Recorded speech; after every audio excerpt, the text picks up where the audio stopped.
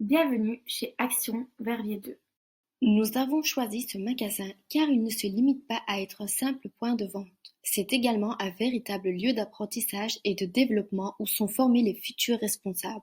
Dans cette vidéo, nous allons vous parler de la formation, de l'évaluation et des pistes de recommandation. La formation s'étend sur 8 semaines et prépare les futurs leaders à relever les défis du management.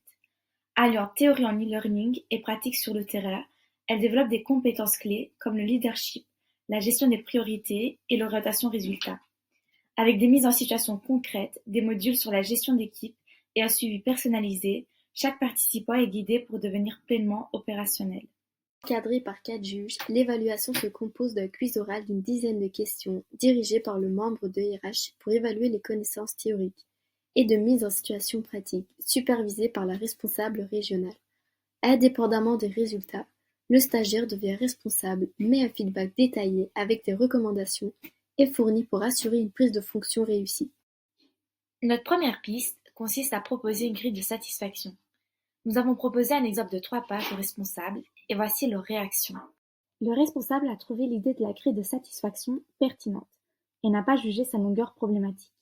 Il a toutefois suggéré de retirer le point sur l'amélioration de la clarté des consignes des responsables régionaux. Notre deuxième piste consiste à proposer un protocole d'évaluation. Le responsable trouve l'idée du protocole d'évaluation pertinente car cela permettrait d'harmoniser les pratiques et de rendre l'évaluation plus équitable. Notre troisième piste consiste de former les responsables à évaluer. Les responsables trouvent que former les responsables à l'évaluation est une bonne idée, mais n'a pas à développer davantage. Notre quatrième piste consiste à avoir une grille critériée plus précise. Le responsable est favorable à l'idée d'une grille critériée plus précise, particulièrement pour l'évaluation orale, où les grilles sont souvent absentes. Notre cinquième piste, c'est de vouloir former le plus proche possible de leur lieu de domicile les futurs responsables.